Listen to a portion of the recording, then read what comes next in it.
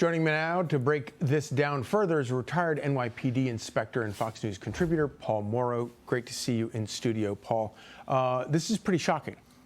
It is. So, look, right now it goes into a police, and obviously it was a rescue operation up front, and then now it's going to go into the investigation. And the undeniable fact here is we're going to be looking at motive. All right, you're going to be looking at that, and there are more prosaic reasons aside from just trying to close the loop on why, which is obviously the question we all have.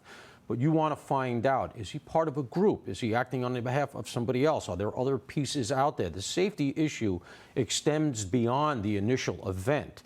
So we don't know what happened here. As we always say on the air, of the first 10 reports in one of these things, the first 9 are probably wrong. It's starting to coalesce around the idea that it's a 53-year-old male from Liverpool.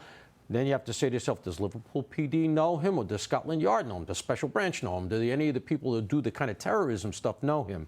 They're crunching all this now. Right. I want to read you the statement from police. We would ask people not to speculate on the circumstances surrounding tonight's incident on Water Street in Liverpool City Centre. We can confirm that the man arrested is a 53-year-old white British man from the Liverpool area.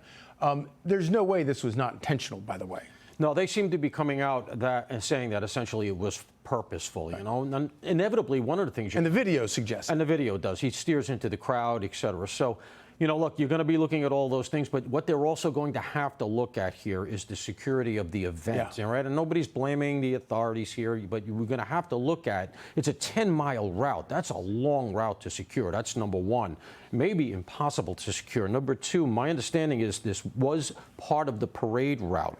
Were this an ingress or egress street, you could say, well, they were dispersing, which is the reporting, but you can't secure every street in the entire city. We understand that. But apparently, this was the actual route. So they're going to be looking at that, I'm sure.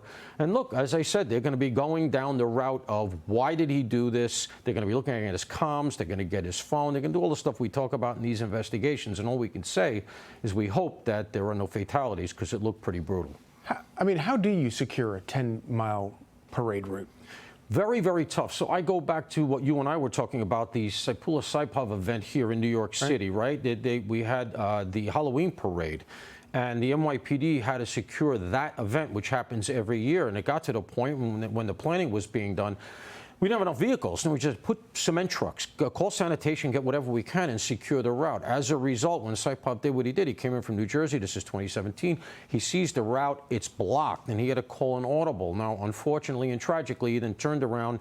He might even have been leaving town. We don't know, but he was going along the West Side Highway. He calls the audible. He jumps up onto the running track, and he hits people there, and tragically 8 people lost their lives. My point is this, something of that length, 10 miles, right, that is a tough row to hoe. And so you'd like to think that they looked at it and said, you know what, we can secure it, or maybe it's too long, but obviously they're going to be doing this backwards scrub.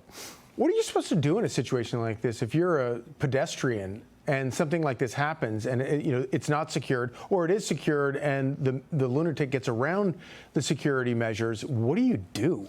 Yeah, you don't have a whole lot of options, do you? And, I have to tell you, I think, and I was there for 9/11, that was among the worst crime scenes, the West Side Highway that I just described. Yep. So it's hard to, people are seeing the videos now on X. It's hard to overstate how horrific something like this is. Right. The car becomes an enormous weapon. The thing weighs 2,000 to 3,000 pounds. It's coming fast at you. And I'm not going to be too graphic, but just let's say it is not friendly to human beings. Right. All you can do is dive out of the way, try to protect your loved ones. We don't have, over in the UK, not a lot of people are going to have firearms, right, so there's no way they're going to be able to stop him in his tracks. And frankly, if you see some of the video, he's lucky to get out of there alive, because that crowd was looking to tear him limb from limb. But yeah, you're right. I mean, you're really, really vulnerable, and that's why securing a parade route like this is so vital. Right. Because after Nice, after the West Side Highway, after Bourbon Street, if you're going to have a big event like this, the town elders have to be thinking in these terms. Right.